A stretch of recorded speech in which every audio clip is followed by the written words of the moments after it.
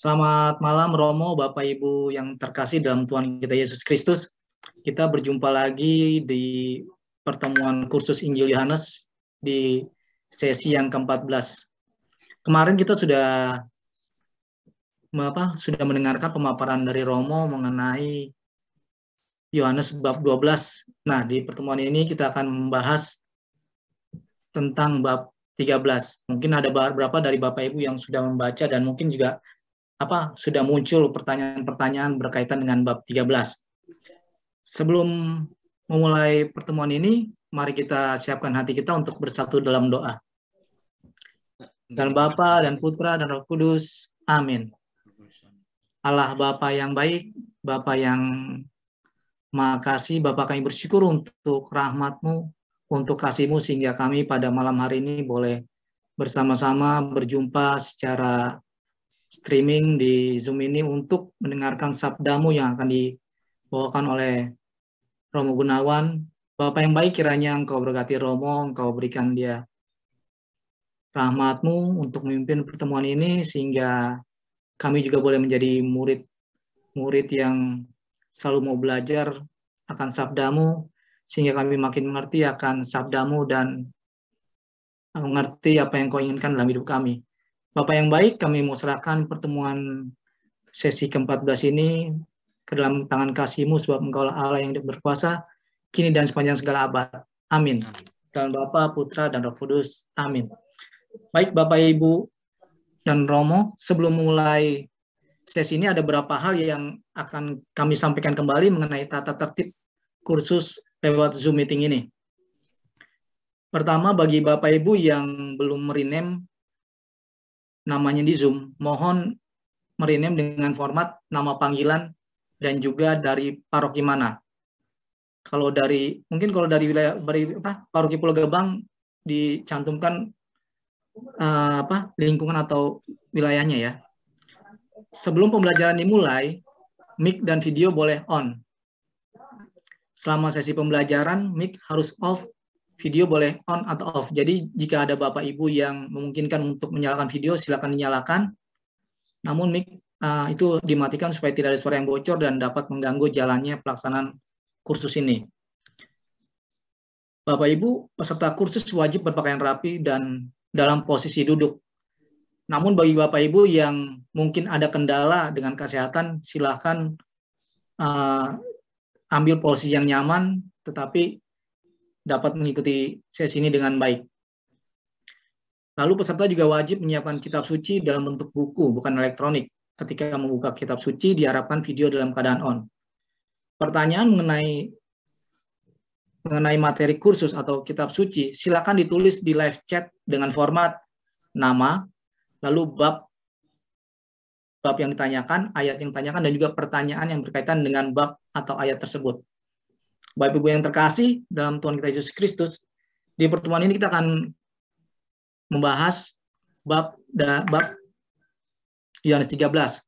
Dan juga ada satu hal lagi, dalam kursus ini tidak ada kolekte. Tapi Bapak Ibu boleh memberikan ungkapan syukur atau persembahan kasih yang dapat disalurkan melalui Bank BCA nomor rekening 093 303 3349 atas nama PGDP Santo Gabriel. Atau nanti kalau misalkan ada yang mau menyumbang tapi lupa nomor rekeningnya, bisa bertanya kepada panitia. Demikian Bapak Ibu, kita akan mulai langsung pertemuan ini. Kepada Romo Gunawan, untuk waktu dan tempat kami persilakan. Silakan Romo. Bapak Ibu dan saudara-saudara yang terkasih, selamat malam. Semoga sehat-sehat semuanya dan selalu dalam sukacita. Nah, ternyata kita sudah memasuki pertemuan yang ke-14 ya. Sudah hampir selesai ya. Masih 6 pertemuan ke depan lagi. Nah, kita semua minggu lalu sudah menyelesaikan pertemuan kita dari bab 1 sampai bab 12. Nah, kita melihat bahwa bab 2 sampai 12, karena bab 1 itu prolog atau pembukaan, kita melihat bagian pertama dari Injil Yohanes yang disebut kitab tanda-tanda. Ya. Nah, kalau kita membaca Injil Yohanes kitab tanda-tanda atau di dalam Injil yang lain sering disebut mukjizat, ternyata Injil Yohanes hanya mengambil 7 mukjizat atau 7 tanda. Meskipun di dalam bab 2 ayat 23 kita sudah seringkali membaca bahwa banyak orang Yerusalem dan juga orang-orang Galilea termasuk saudara-saudaranya itu melihat dengan mata kepala sendiri tentang tanda-tanda selain 7 tanda yang dibahas oleh Yohanes di dalam Injilnya. Kita melihat bahwa di dalam Injil Yohanes tidak ada mukjizat yang disebut seperti yang dalam Injil. Misalnya pertemuan atau mukjizat orang-orang sakit kusta, enggak ada. Orang sakit kusta enggak ada dalam Injil Yohanes. Dalam Injil Markus, mukjizat pertama itu orang kusta. Sehingga kalau seringkali ditanya, mukjizat pertama itu apa? Ya tergantung dari Injil mana. Kalau Injil Yohanes itu ya Yesus merubah air menjadi anggur, mukjizat Kana. Itu yang pertama menurut Injil Yohanes. Kalau menurut Injil Markus ya orang sakit kusta. Orang yang bisu, tuli nggak ada juga. Yesus tidak pernah ada mukjizat yang di Danau Galilea kecuali Yesus berjalan di atas air. Yesus tidak pernah ada perjumpaan dengan Musa dan Elia, nggak ada. Jadi kita melihat dalam bagian pertama dari Injil Yohanes yang disebut kitab tanda-tanda, itu yang dibahas atau boleh dikatakan direnungkan dalam Yohanes hanya 7 tanda. Masih ingat ya, pasti kita masih ingat. Ya, kita sudah membahas yang pertama itu dari Kana ke Kana. Ya, ini Yesus merubah air menjadi anggur. Yang kedua, itu Yesus menyembuhkan orang Kafarnaum, anak dari seorang perwira. Ya. Yang ketiga, itu bab 5, Yesus menyembuhkan orang di kolam Bethesda. Ya. Yang kelima, itu ada mukjizat pergadaan roti bab 6, lalu bab 6 masih ada satu lagi, Yesus berjalan di atas air di Danau Galilea. Lalu yang keenam, itu Yesus menyembuhkan seorang buta yang di Yerusalem di Bait Allah. Lalu yang terakhir kemarin kita membahas soal Lazarus yang dibangkitkan. Nah, kalau kita melihat prosesnya itu rupa-rupanya dari hal-hal yang biasa, benda-benda sampai kepada nyawa manusia. Lalu ditutup kitab tanda-tanda itu bab 12 ketika Yesus diurapi oleh Maria dari Betania. Itu bagian yang pertama dari Injil Yohanes. Kita ingat dari awal, bab 1 itu prolog, lalu bagian yang kedua itu dari bab 2 sampai bab 12, itu bagian pertama Injil Yohanes yang yang disebut kitab tanda-tanda. Nah, sekarang kita memasuki bagian yang kedua ya, dari Injil Yohanes yang disebut kitab kemuliaan. Kitab kemuliaan itu mulai bab 13 sampai bab 20 ayat 31. Lalu nanti bab 21 itu menjadi penutup dari Injil Yohanes. Nah, sekarang kita memasuki bagian kedua, kitab kemuliaan. Apa saja yang dibicarakan dalam kitab kemuliaan itu? Kitab kemuliaan itu bedanya dengan kitab tanda-tanda apa? Yang pertama, kitab tanda-tanda itu ditujukan kepada khalayak ramai. Kita melihat bahwa banyak orang ketika Yesus membuat tanda-tanda atau mukjizat, itu dihadiri banyak orang. Misalnya bab 2 itu dalam pesta di Kana.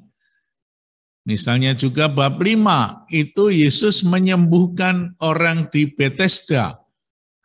Lalu bab 9 misalnya saja, dan bab 11, itu banyak orang yang menyaksikan tanda-tanda dan mukjizat itu. Nah, sekarang kitab kemuliaan yang diawali mulai dari bab 13 sampai bab 20, itu dibagi menjadi 3 bagian besar. Mungkin masih ingat kita pernah mengawali dalam pertemuan yang kedua, kalau nggak salah waktu itu, dalam penjelasan secara umum. Jadi di dalam kitab kemuliaan itu dibagi menjadi 3 bagian besar. Bagian yang pertama itu adalah bab 13 sampai bab 17. Itu tentang perjamuan terakhir. Ya, ternyata perjamuan terakhir dalam Injil Yohanes itu panjang sekali. Bab 13, 14, 15, 16, 17. Ya, itu terjadi di satu malam. Ya. Jadi praktis bab 13 sampai 17 itu malam sebelum Yesus ditangkap dan wafat di kayu salib. Itu bagian pertama. Jadi semalam ini ada 13, 14, 15, 16, 17. Ada 5 bab. Itu hanya terjadi dalam semalam. Ya. Dari perjamuan terakhir sampai Yesus menjelang ditangkap. Lalu bagian yang kedua itu bab 18 sampai 19, 2 bab. Itu tentang kisah sengsara Yesus. Nah, Yesus mulai ditangkap sampai pada saat Yesus dimakamkan. Bab 19, 18, 19 bagian kedua. Lalu bagian yang ketiga adalah kebangkitan Yesus bab 20 ayat 1 sampai 29. Ya. Itu yang menjadi bagian dari kitab kemuliaan. Ya. Kitab kemuliaan, namanya kemuliaan, itu berkaitan dengan apa? Yesus yang dimuliakan, Yesus yang ditinggikan, Yesus yang dinaikkan atau disalib. Ya. Yesus disalib dalam kemuliaan. Itu kitab kedua atau bagian kedua dari kitab Yohanes. Ya. Nah, apa yang terjadi di dalam kitab-kitab itu tadi? Di dalam bagian pertama dari kitab kemuliaan, itu di sana hanya ditujukan kepada 12 orang murid. Jadi kalau kitab tanda-tanda dari bab 2 sampai bab 12, itu Yesus membuat tanda-tanda di hadapan banyak orang. Disaksikan oleh banyak orang. Dan tanda-tanda itu masih banyak yang hanya ditulis dalam satu kalimat. Banyak orang melihat tanda-tanda dan percaya ketika di Yerusalem. Namun kitab kemuliaan khususnya pada bab 13 sampai 17 menjelang Yesus ditangkap. 5 bab itu Yesus hanya berbicara dengan 12 murid. Ya. Nanti hilang 1 pada perjamuan terakhir, tinggal 11 karena Yudas Iskariot pergi. Jadi hanya kelompok kecil. Boleh dikatakan Yesus memberikan pelajaran spesial ya, khusus kepada murid Yesus yang hanya berjumlah 12 dan menjadi 11 karena satu mengkhianati nanti. Ini adalah sebuah kursus kecil ya, kursus yang sangat padat sekali untuk para murid. Karena apa? Para murid harus diberi pondasi iman yang kuat. Karena apa? Karena Yesus sebentar lagi mau wafat. Boleh dikatakan bahwa 5 bab 13 sampai 17 ini terjadi pada hari Kamis Putih. Ya. Kamis Putih, perjamuan terakhir sampai Yesus ditangkap. Jadi ini pelajaran yang sangat padat. Oleh karena itu, sering disebut ini kitab wasiat. Ya, kitab wasiat. Dan juga boleh dikatakan saat Yesus menampilkan diri sebagai imam agung ya dalam sakramen imamat. Maka sakramen imamat diwariskan kepada para murid dalam kitab kemuliaan. Apa isinya di dalam Injil Yohanes 5 bab bagian pertama dari kitab kemuliaan? Kita akan melihat bab 13 perjamuan terakhir yang sangat berbeda dengan apa yang ditulis di dalam Injil-Injil sinoptik. Ya, Yohanes menulis sesuatu yang sangat spesial yang tidak ada di dalam Injil yang lain. Lalu di dalam bab 14 nanti kita melihat secara detail bagaimana Yesus memberikan pesan karena Yesus mulai berterus terang mengatakan bahwa saatnya sudah tiba. Nah, kita sudah mengawali kemarin di bab 12, Yesus mengatakan saat untuk pertama kalinya, Yesus di bab 12 mengatakan saatnya sudah tiba. Kita tahu bahwa kata saat di dalam Injil Yohanes menjadi penting sekali. Saat itu adalah saat di mana Yesus disalibkan. Yang di dalam Injil Yohanes disalibkan itu artinya dimuliakan. Maka nanti kalau kita melihat kisah sengsara Yesus, itu Yesus tidak sengsara. Yesus kelihatan tenang-tenang saja. Karena apa? Karena Yesus mau kembali kepada Bapa dalam kemuliaan.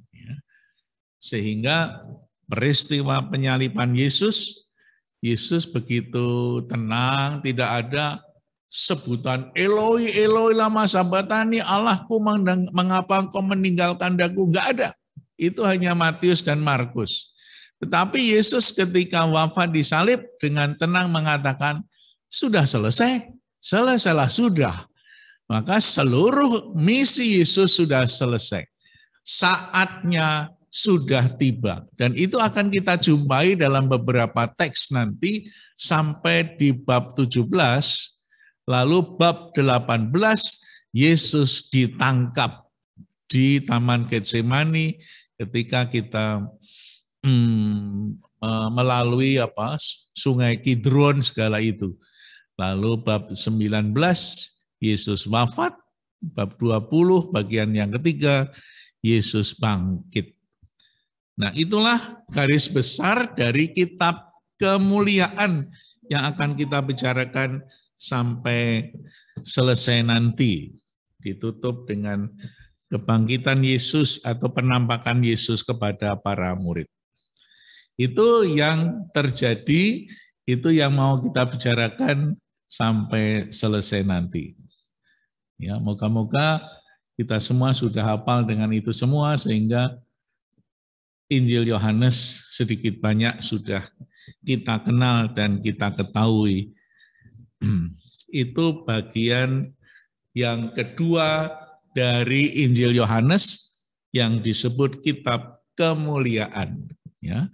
Jadi sangat berbeda antara kitab tanda-tanda dan kitab kemuliaan. Ya. Yesus sesudah itu tidak membuat tanda-tanda lagi, meskipun nanti di dalam peristiwa-peristiwa penampakan Yesus ada orang yang mengatakan Yesus membuat tanda, tetapi dalam kerangka kemuliaannya. Nah, jelas ya, moga-moga ini menjadi jelas sehingga kalau kita belajar Injil Yohanes sudah ada pembagian yang jelas, kitab tanda dan kitab kemuliaan. Yeah. Nah, sekarang kita mencoba mau mulai dengan bab 13 tentang kitab kemuliaan. Apa yang terjadi di sana? Di bagian pertama dari kitab kemuliaan, yakni bab 13 sampai 17. Nah, kita akan kupas per bab, sekarang bab 13 hari ini. Kita mulai. Ya. Apa yang terjadi di sana dalam kitab kemuliaan, khususnya di dalam bab 13. Yesus membasuh kaki murid-muridnya. Ini kisah Yesus membasuh kaki hanya ada di dalam Injil Yohanes. Tidak ada di dalam Injil-Injil yang lain. Ya. Dan di dalam Injil Yohanes, seperti Injil yang lain, disebut di dalam konteks perjamuan terakhir. Nah, nanti kita melihat perbedaan antara perjamuan terakhirnya Yohanes dengan para penulis Injil yang lain. Ya, kita melihat ada perbedaan. Nah, Yesus membasuh kaki murid-muridnya. Jadi kalau kita nanti mencari di mana Yesus membasuh kaki para murid, hanya dalam Injil Yohanes. Seperti Lazarus itu hanya ada dalam Injil Yohanes bab 11. Sekarang Yesus membasuh kaki para muridnya hanya ada dalam Injil Yohanes bab 13. Kita perhatikan sekarang. Sementara itu sebelum hari raya Paskah mulai, Yesus telah tahu bahwa saatnya sudah tiba untuk beralih dari dunia ini. Saatnya sudah tiba. Ini nanti akan kita dengar terus-menerus selama lima bab ini, ada beberapa teks bahwa saatnya sudah tiba. Saatnya Yesus dimuliakan. Karena apa? 13 sampai 17 itu terjadi semalam itu. Karena 18 itu nanti sudah Kamis malam dan diadili pada Jumat pagi. Nah, Hari Raya Paskah mulai. Sebelum Hari Raya Paskah sudah mulai. Menurut Injil Yohanes, Paskah itu kapan? Menurut Injil Matius, Markus, Lukas, itu pada perjamuan terakhir Yesus mengadakan perjamuan Ekaristi. Inilah tubuhku, inilah darahku, makan dan minumlah. Itu bukan di Injil Yohanes. Meskipun dikatakan dalam Injil Matius bahwa Kamis Putih itu adalah Paskah menurut orang-orang sana. Tetapi Yohanes yang menulis jauh sesudahnya, itu Paskah itu menurut Yohanes, itu pas Yesus wafat dan bangkit. Ya. Sama seperti ia senantiasa mengasihi murid-muridnya, demikian sekarang ia mengasihi mereka sampai kepada kesudahannya. Luar biasa. Kata-kata Yesus yang sangat luar biasa cintanya. Mengasihi murid-muridnya sehabis-habisnya. Ya, sampai kepada kesudahannya.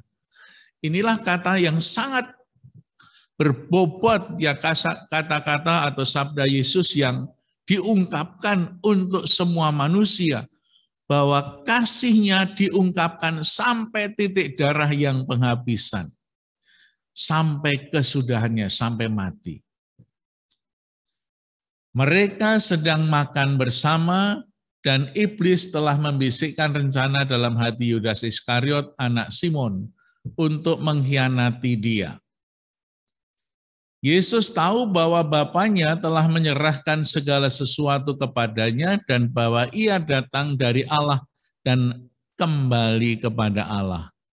Inilah kekasan Injil Yohanes. Ya, dari awal kita sudah bicara Yesus Sang Firman yang menjadi manusia dan nanti akan kembali kepada Allah.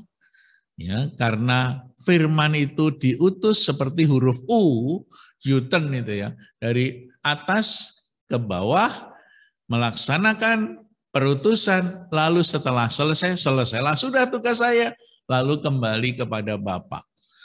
Maka wafat Yesus menjadi kemuliaan, ya, tanda kemuliaan. Yesus kitab kemuliaan. Lalu bangunlah Yesus dan menanggalkan jubahnya, ia mengambil sehelai kain lenan dan mengikatnya pada pinggangnya. Nah, kalau biasanya kalau Bapak Ibu di rumah, itu kan makan dulu apa cuci tangan dulu atau cuci kaki dulu? Biasanya cuci kaki baru makan, ya kan? Tetapi dalam Injil ini perhatikan, Yesus mengadakan perjamuan terakhir dulu, ya, lebih dahulu. Ya. Ayat 2, mereka sedang makan bersama. Jadi makan dulu. Setelah selesai makan dan setan masuk ke Yudas Iskariot, ayat 4, lalu bangunlah Yesus dan menanggalkan jubahnya. Ia mengambil sehelai kain lenan dan mengikatnya pada pinggangnya. Kemudian ia menuangkan air ke dalam sebuah basi dan mulailah membasuh kaki murid-muridnya, lalu menyekanya dengan kain yang terikat pada pinggangnya. Nah, itulah yang terjadi pada saat perjamuan terakhir. Nah, dibalik oleh Yesus karena apa? Karena ada satu pesan yang mau disampaikan, pesan yang sangat penting di malam terakhir sebelum Yesus ditangkap dan disalibkan. Nah, kalau orang itu misalnya orang itu dalam kebiasaan apa yang dibuat oleh Yesus, ini adalah kebiasaan yang dilakukan oleh para budak. Pada zaman dulu di sana, itu masih ada zaman perbudakan. Itu biasanya orang-orang sebelum masuk rumah, itu budak-budak itu tidak berani memandang tuannya, itu sudah menyiapkan air dalam ember atau dalam basi sebelum orang yang punya rumah itu masuk, tuannya itu kakinya dibasuh oleh sang budak itu. Nah, budak itu kemudian baru orang masuk rumah, kemudian baru makan. Ini pekerjaan budak. Nah, Yesus tidak sebagai budak, tetapi memakai kebiasaan budak untuk memberikan pengajaran kepada murid-muridnya. Ini bedanya. Kalau seorang budak itu mencuci kaki, tuannya baru makan. Di dalam Injil Yohanes, Yesus makan dulu, baru mencuci kaki para murid. Maka ini perbedaan yang sangat besar. Kalau Yesus mencuci kaki, kemudian baru makan, ini pekerjaan budak. Tetapi setelah makan, Yesus mencuci kaki para murid. Ini adalah pengajaran, pelajaran yang diberikan oleh Yesus kepada para murid, supaya para murid juga melakukan seperti yang Yesus lakukan. Mereka harus berbuat satu sama lain. Itulah yang terjadi.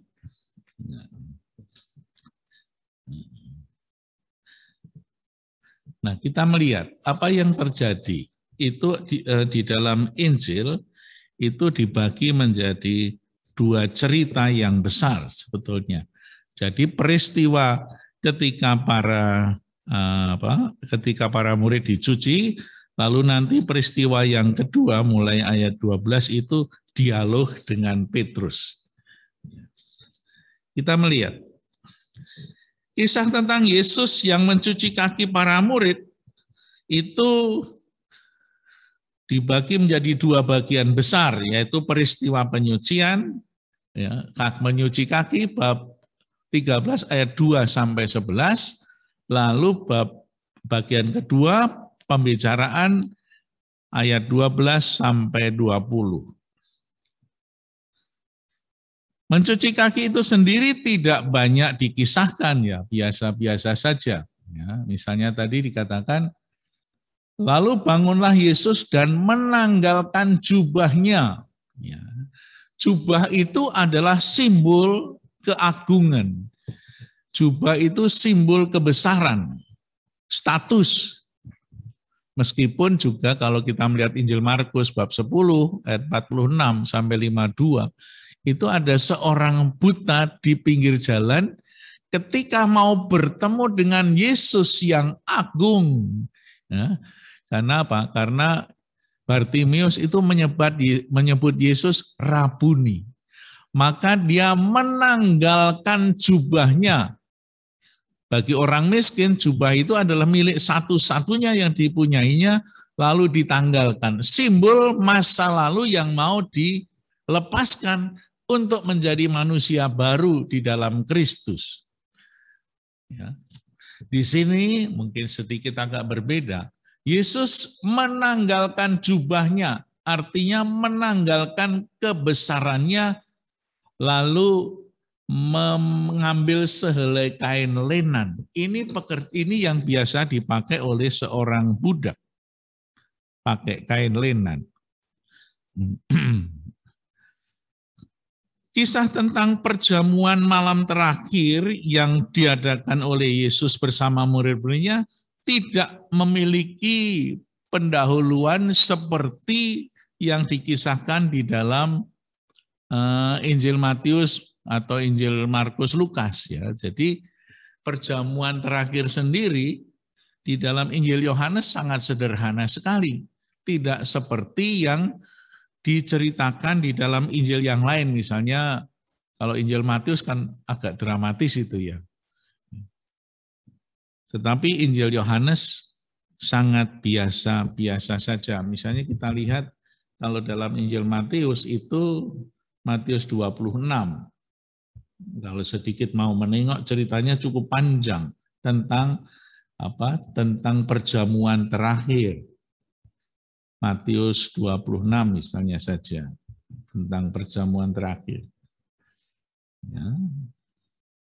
26 ayat 17 kita pelajari waktu itu ketika Injil Matius, juga termasuk Lukas dan Markus, mirip-mirip. Dia mengatakan apa? Ketika Yesus mengadakan perjamuan terakhir, sangat lengkap sekali. Misalnya kita langsung ayat 26 aja. 26 ayat 26. Dan ketika mereka sedang makan, Yesus mengambil roti, mengucap berkat, memecah-mecahkan, lalu mencerikan. Itulah perjamuan yang didahului oleh cerita yang cukup panjang dari atas. Itu yang diceritakan tiga penulis Injil sebelumnya. Injil Yohanes hanya sederhana, langsung dikatakan Yesus dan para muridnya sedang makan bersama. Ya, apa yang dikatakan? Sekali lagi harus diingat bahwa perjamuan yang diadakan itu bukanlah perjamuan Paskah. Ya, jadi ini bedanya. Kenapa kok beda? Jadi ini semakin kaya, sehingga salah satu peristiwa dilihat dari berbagai macam permenungan. Kadang-kadang nanti agak susah ya ini, kenapa kok berbeda.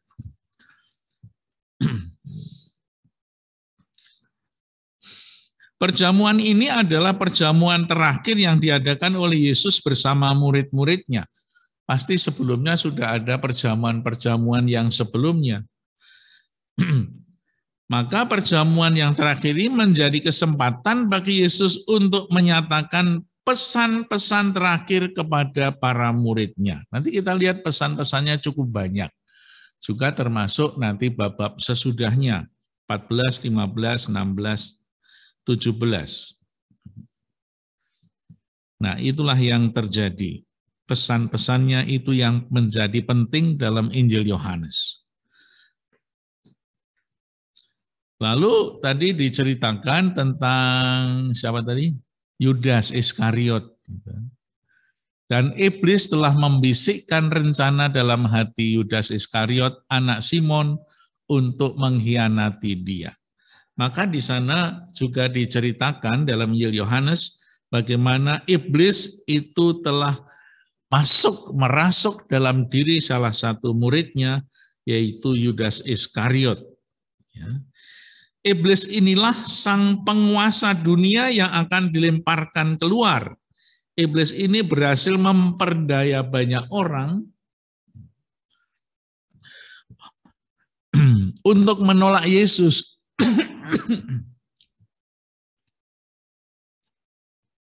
Kita melihat di dalam kisah atau kitab tanda-tanda sudah dimulai.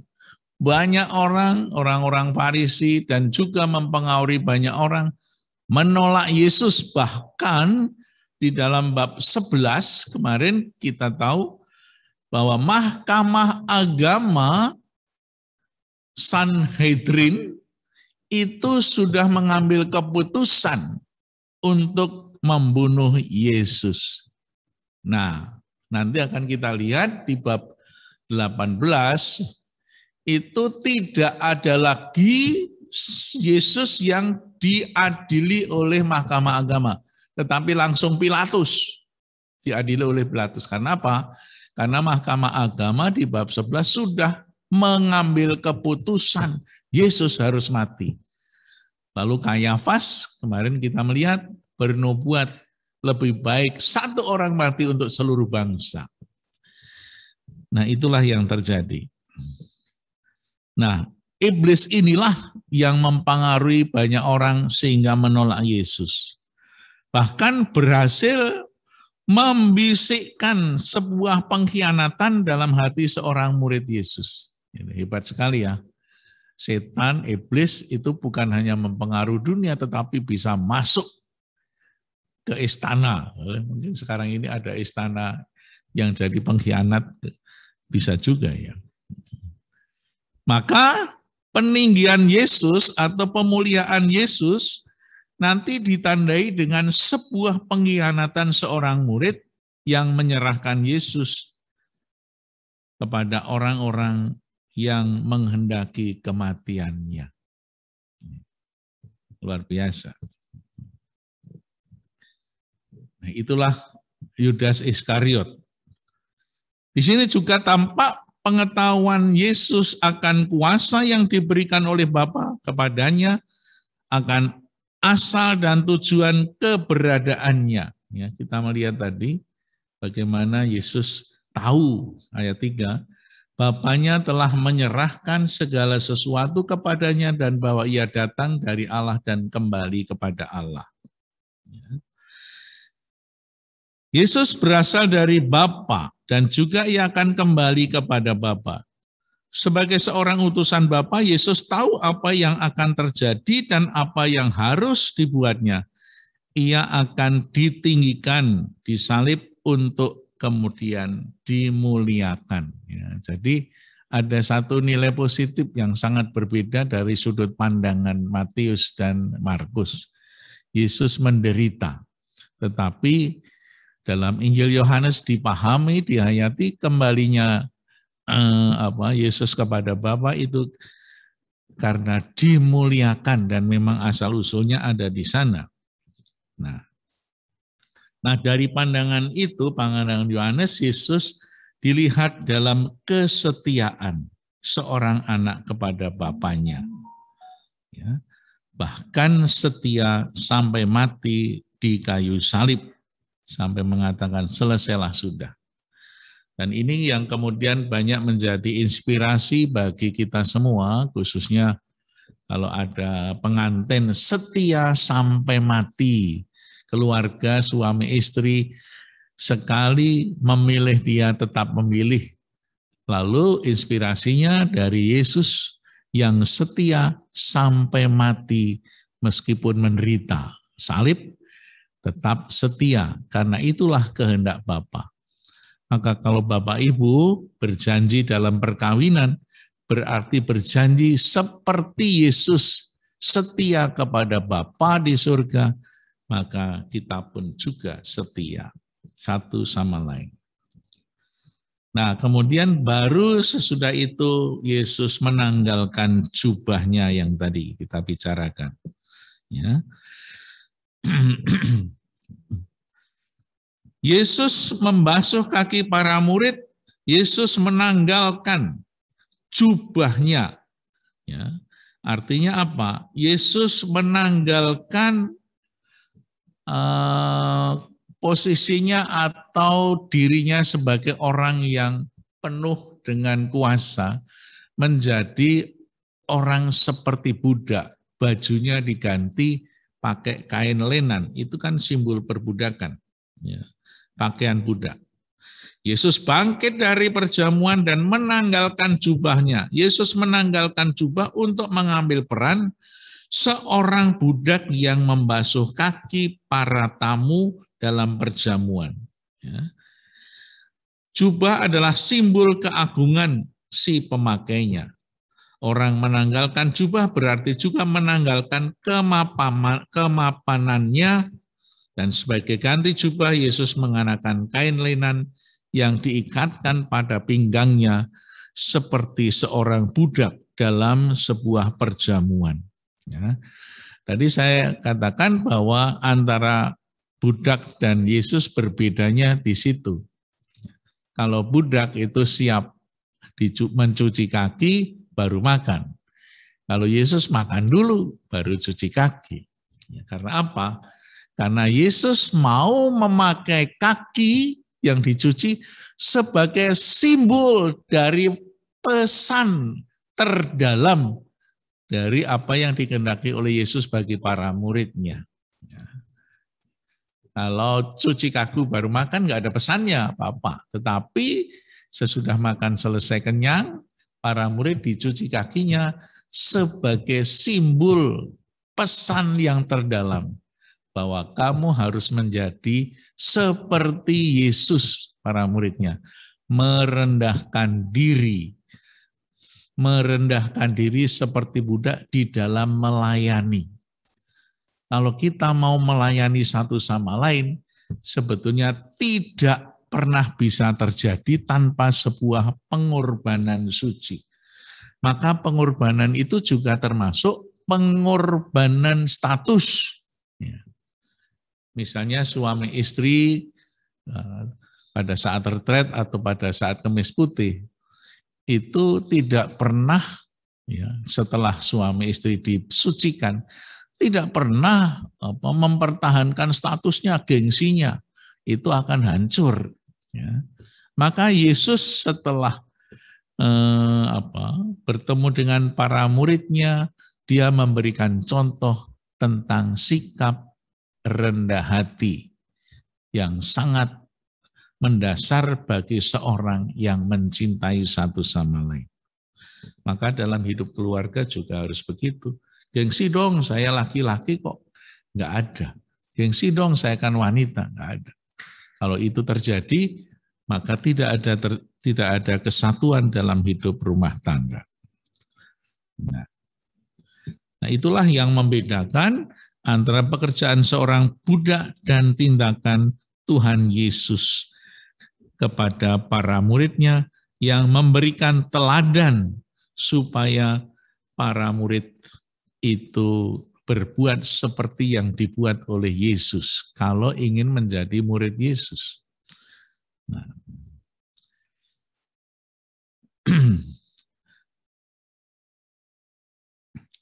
Lalu di dalam bab 6, maka sampailah ia kepada Simon Petrus. Kata Petrus kepadanya, Tuhan, engkau hendak membasuh kakiku?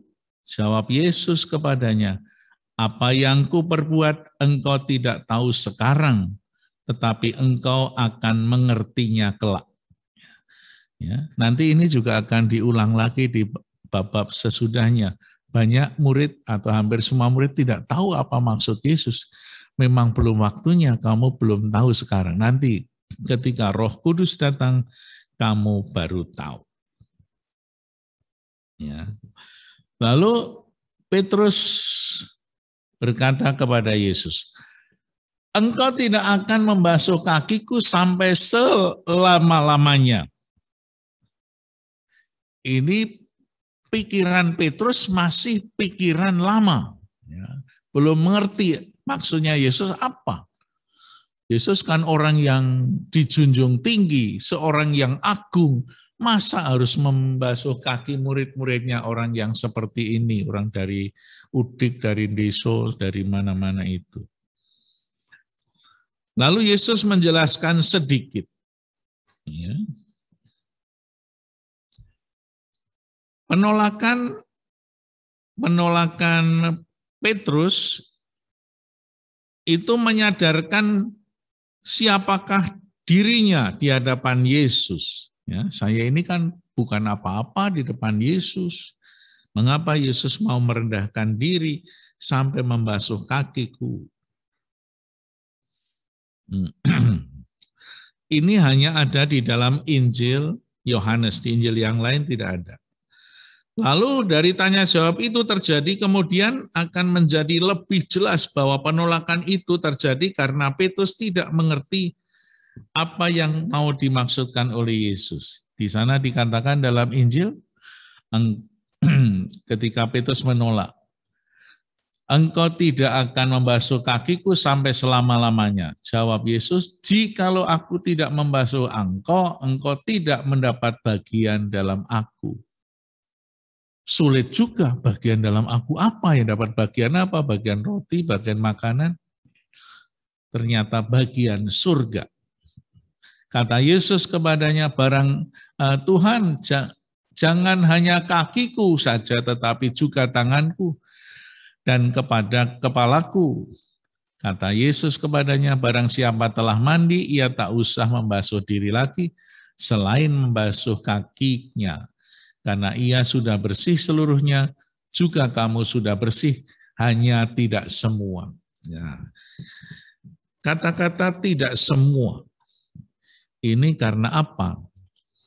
Karena ada seorang yang mengkhianati Yesus, yaitu Yudas Iskariot. Maka para murid itu bersih, tapi tidak semua. Ada satu yang tidak bersih. Karena ada satu orang murid Yesus yang kerasukan atau kemasukan iblis, lalu disuruh pergi. Nanti kita lihat.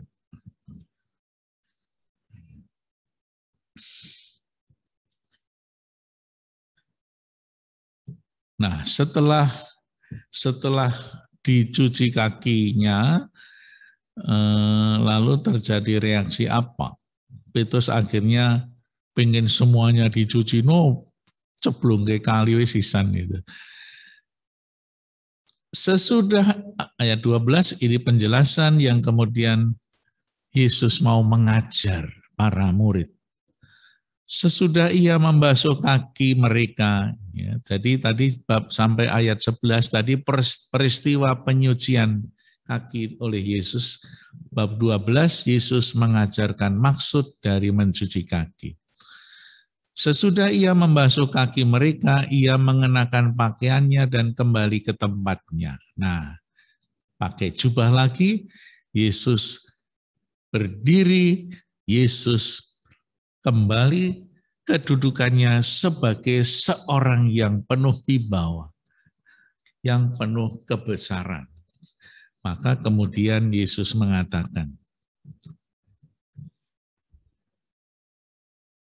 mengertikah kamu apa yang telah kuperbuat kepadamu? Mereka nggak ngerti. Kamu menyebut aku guru dan Tuhan, dan katamu itu tepat, sebab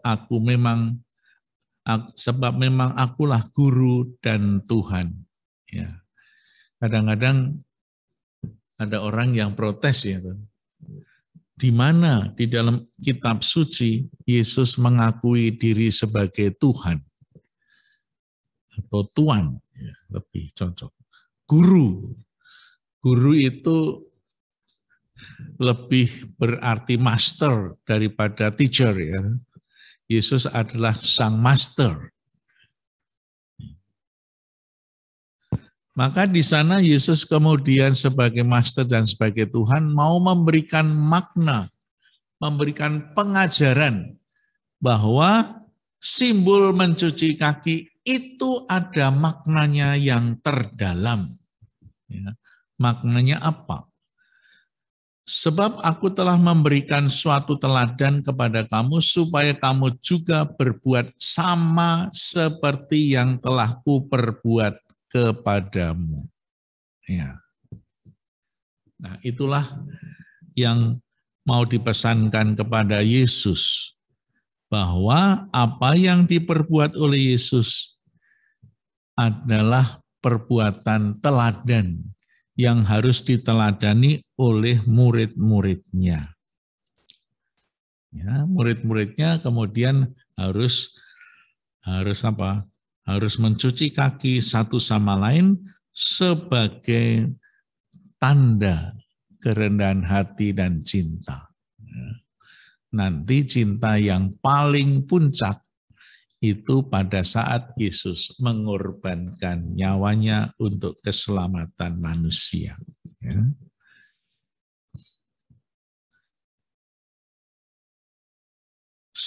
Jika aku membasuh kakimu, aku yang adalah Tuhan dan gurumu.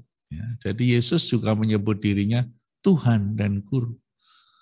Maka kamu pun wajib saling membasuh kakimu. Ini teladan.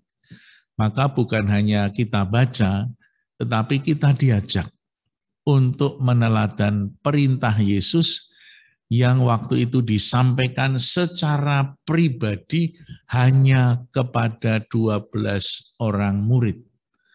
Ini pelajaran yang sangat spesial untuk para murid. Aku berkata kepadamu, sesungguhnya seorang hamba tidak lebih tinggi daripada tuannya, ataupun seorang utusan daripada dia yang mengutusnya. Jikalau kamu tahu semua ini, maka berbahagialah kamu jika kamu melakukannya. Ini satu pengajaran yang sangat luar biasa, nanti akan menjadi akhir dari bab 13, bagaimana Yesus memberikan satu perintah baru.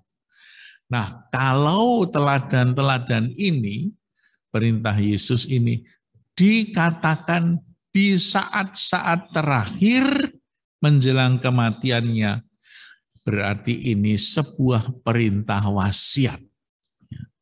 Perintah yang sangat berharga bagi kehidupan umat Kristiani.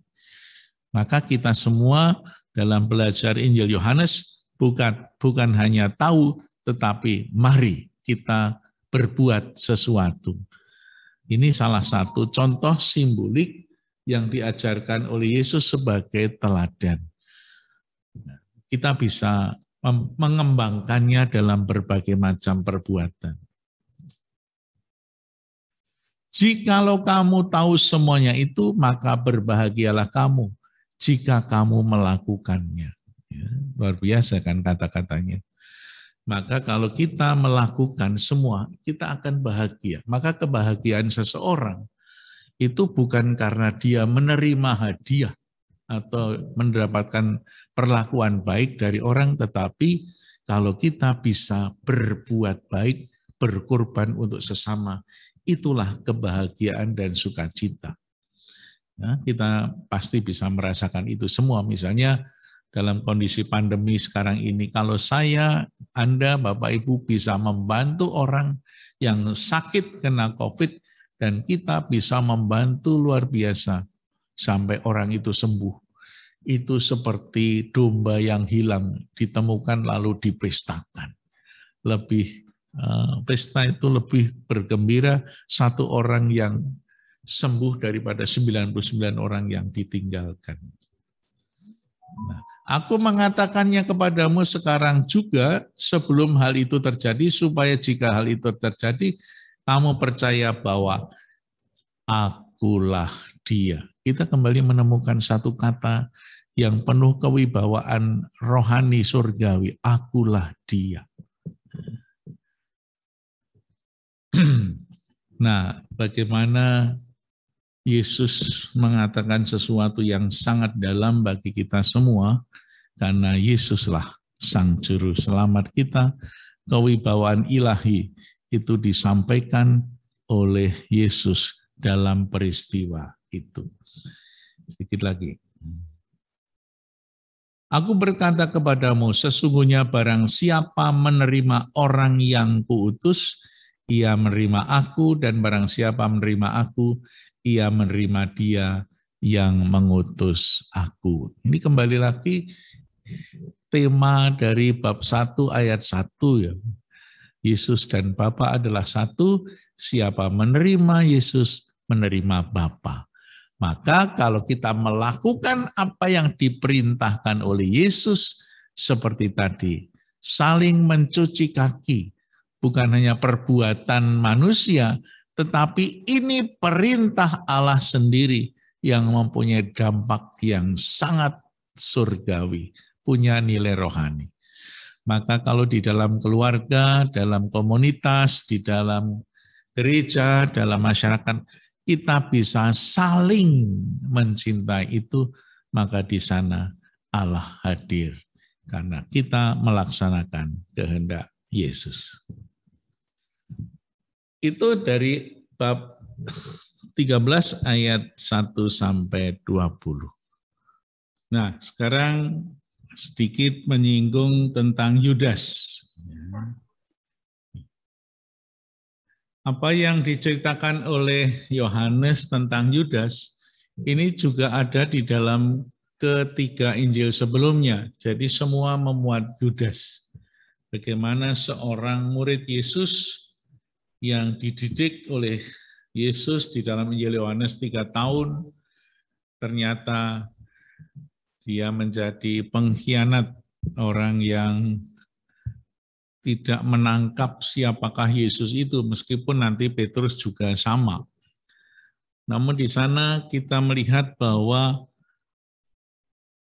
Yudas murid Yesus yang sudah dididik pun bisa lepas dari pelukannya Tuhan Yesus karena lebih kuat sang iblis mempengaruhi Yudas. Mungkin juga di dalam kondisi-kondisi gereja sekarang ini ada orang-orang yang juga seperti Yudas, ya, seperti Yudas juga ya. Ya, misalnya mengkhianati. Ya. Kemarin saya baru saja mendapatkan ya, konsultasi dari satu keluarga Romo, istri saya minggat, waduh,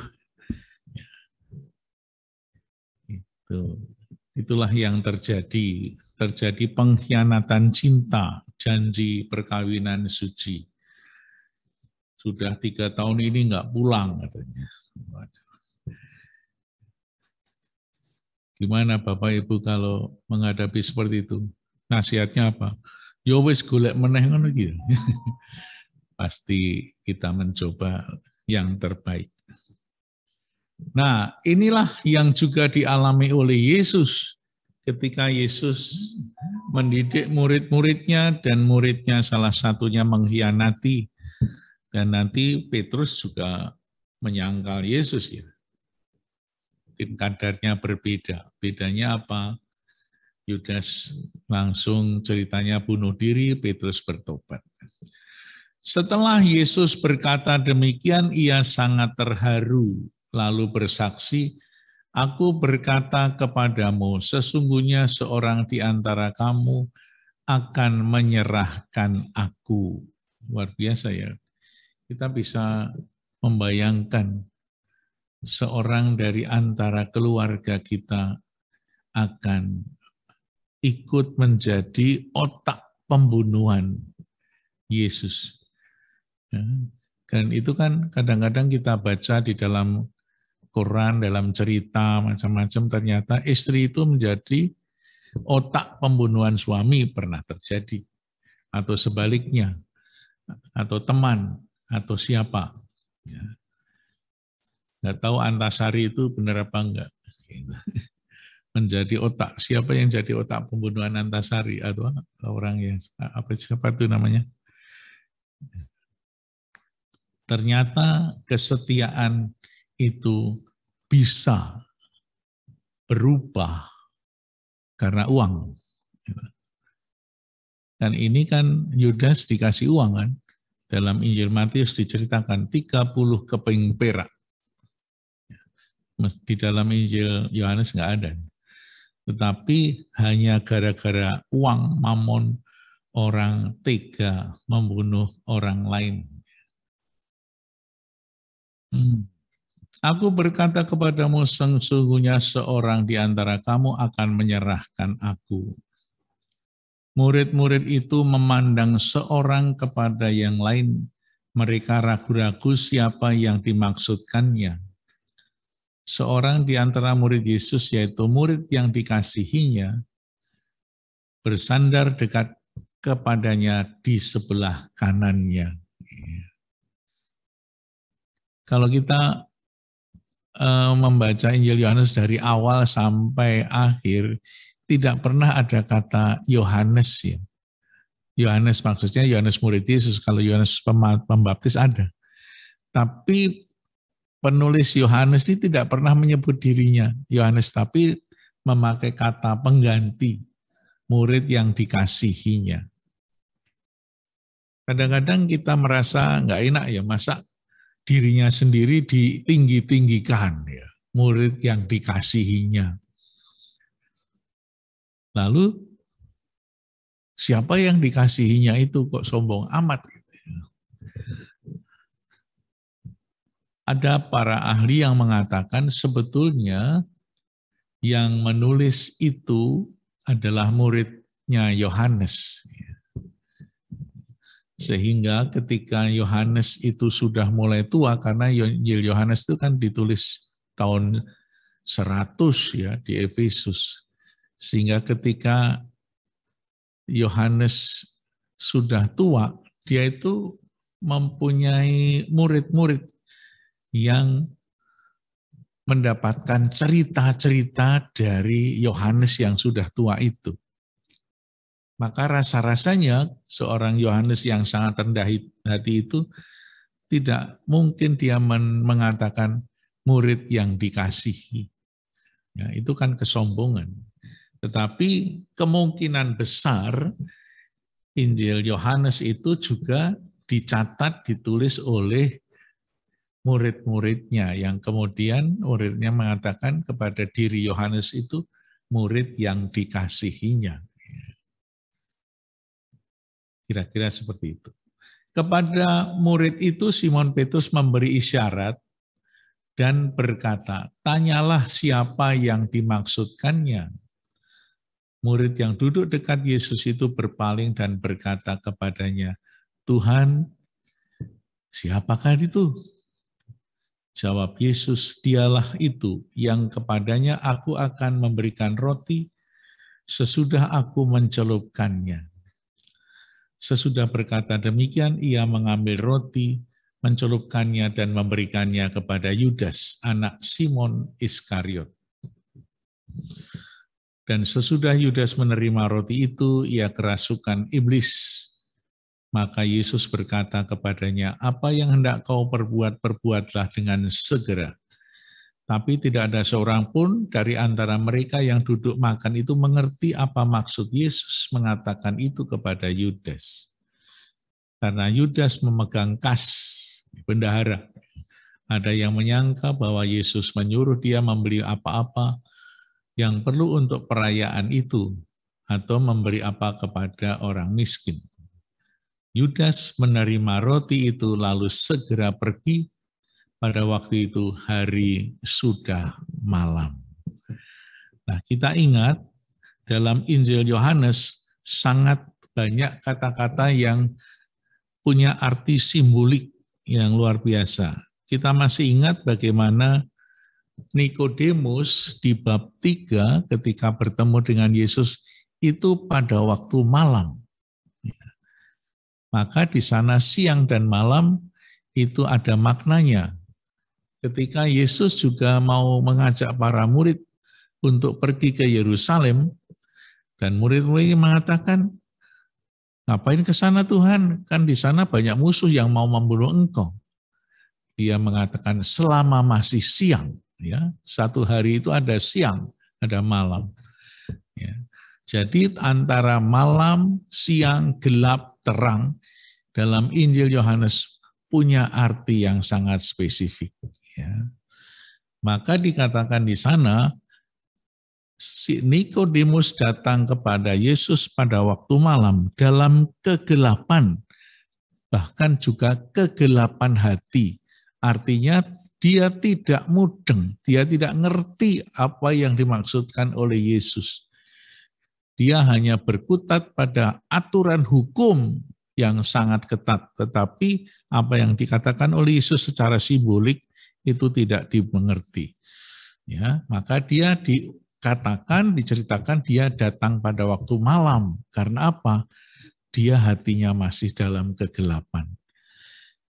Ya, maka setelah mendapat terang, Nikodemus dalam bab 7, kita ingat, membela Yesus di depan mahkamah agama.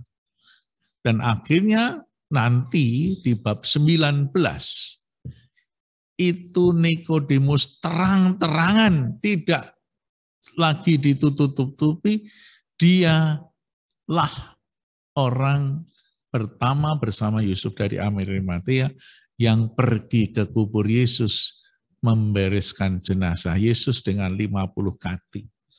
Dia berada dalam terang.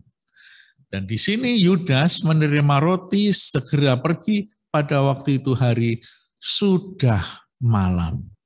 Berarti apa? Ini sebuah simbol hatinya Yudas sudah dikuasai oleh kegelapan, oleh iblis, sehingga dia pergi pada waktu malam.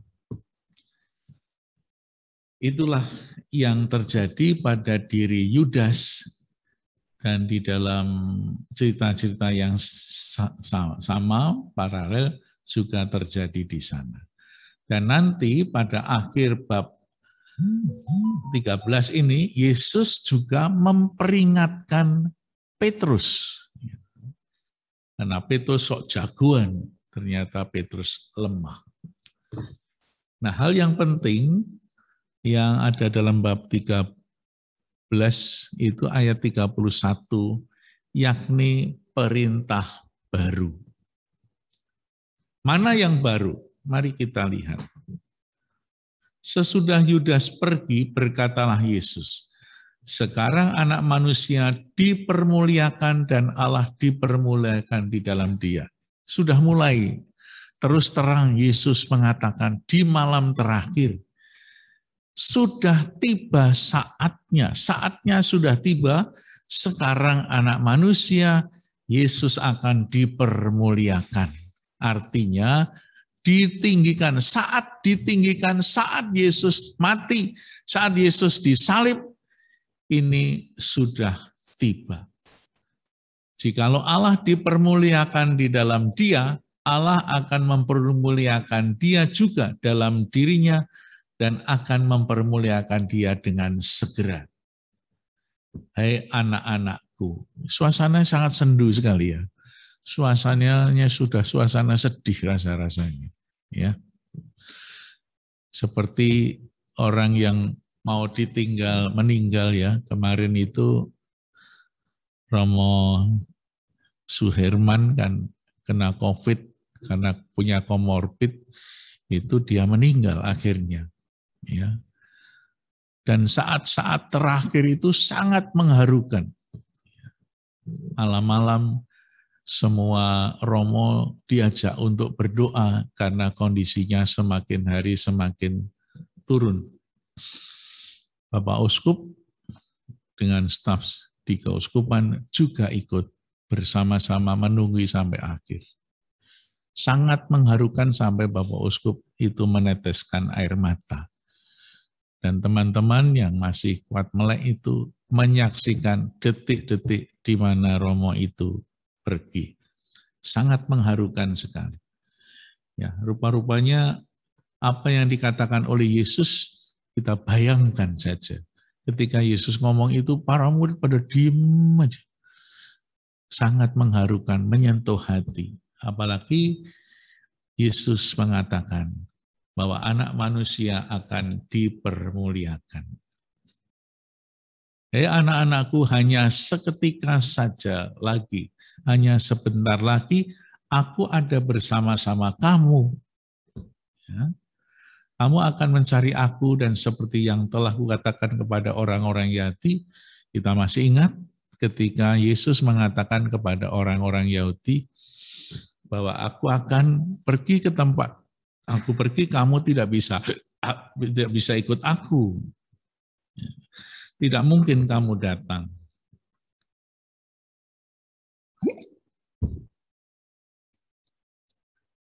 Apa yang telah kukatakan kepada orang Yahudi, sekarang kukatakan kepadamu.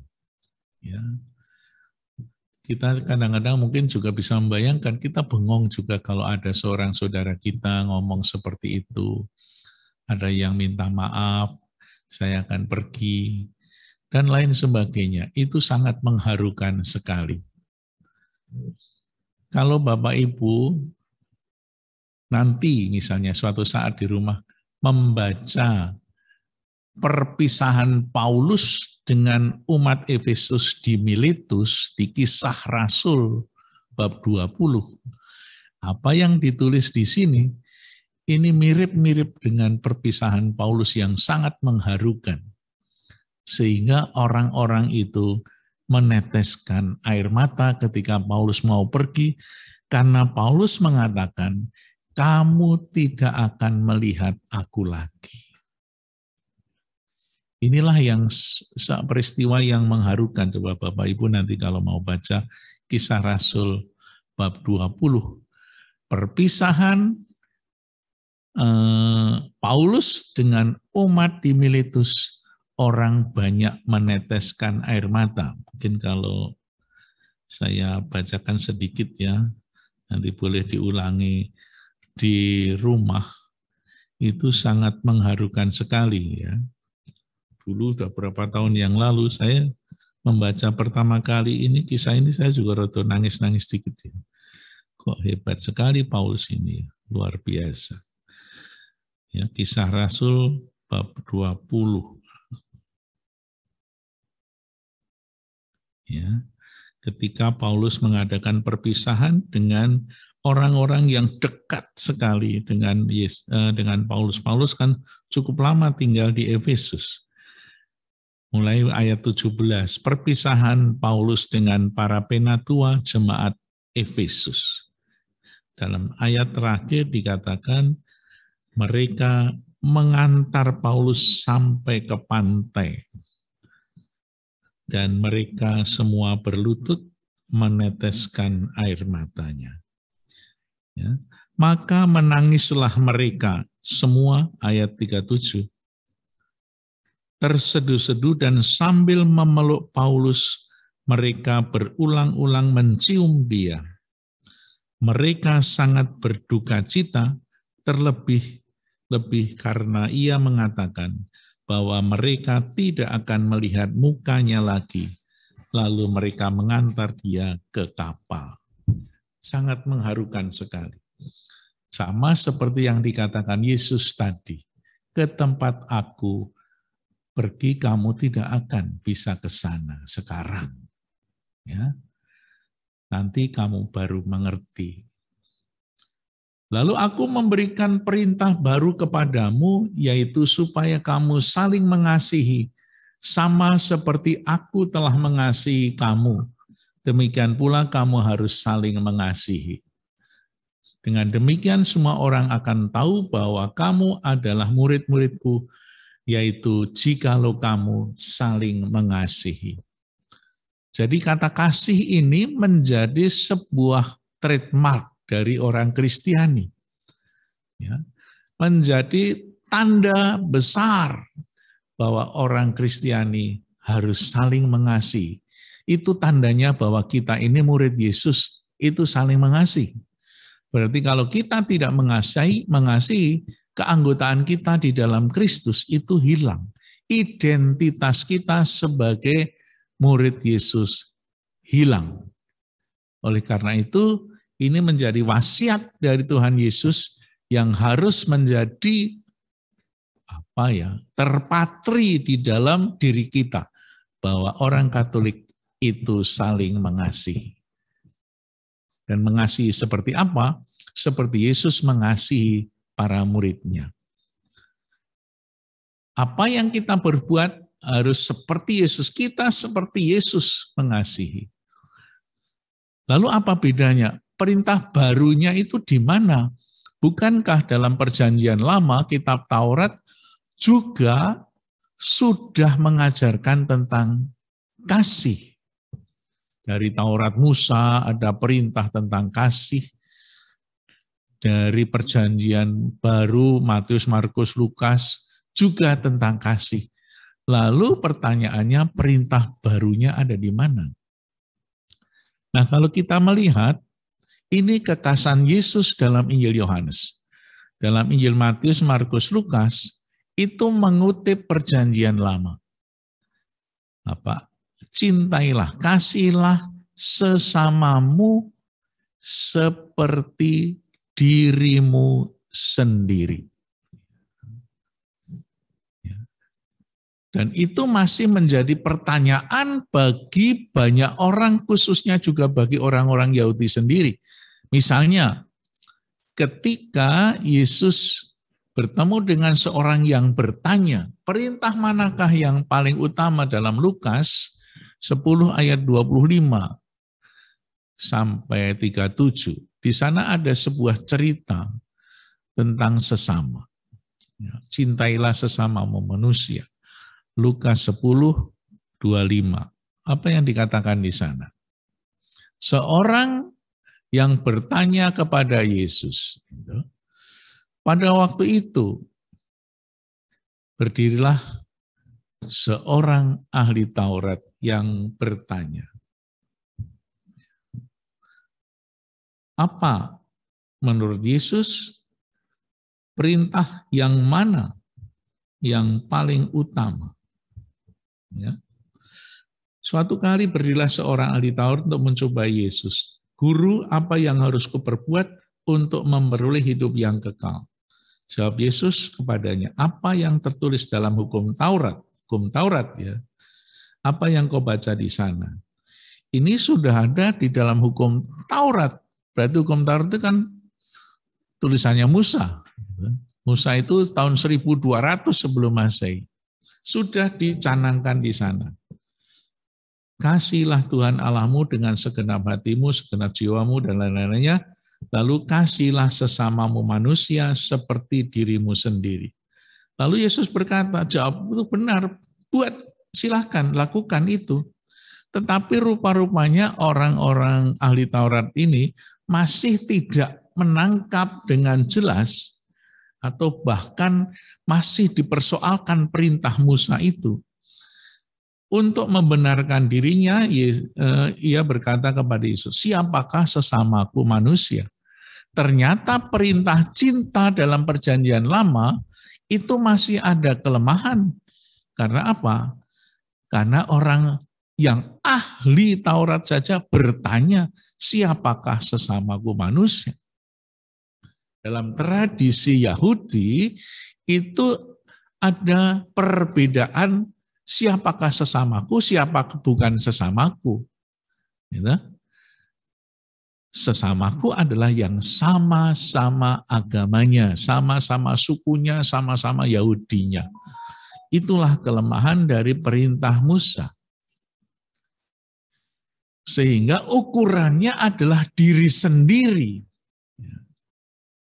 Nah, sekarang kemudian ajaran Yesus yang kemudian dikutip atau diperbaharui dalam Injil Yohanes adalah cintailah, kasihlah sesamamu bukan seperti dirimu sendiri. Karena diri sendiri kita ini masih banyak kelemahan ternyata.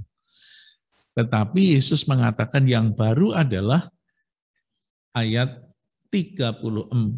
Nah, nanti kalau kita semua mau mencatat boleh 13 ayat 34.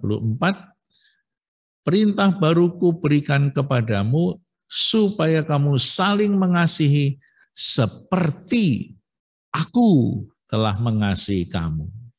Demikian pula kamu harus saling mengasihi. Ya, jadi inilah tekanannya yang dikatakan baru.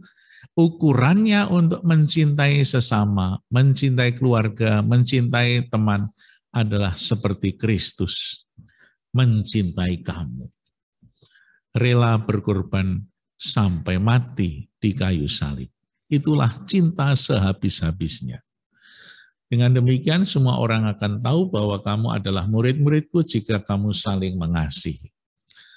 Nah, cinta kasih seperti Kristus mencintai kita itu terungkap di dalam berbagai macam kegiatan kita, aktivitas kita. Ya, itu motivasi. Sehingga kalau misalnya kita pergi ke gereja tiap minggu, itu karena kita mencintai Kristus. Karena Kristus sudah lebih dahulu mencintai kita sampai berkorban nyawa, maka kita pun harus mencintai seperti Kristus, mencintai Kristus dengan berdoa, dengan membantu banyak orang, dengan berbagai macam aktivitas.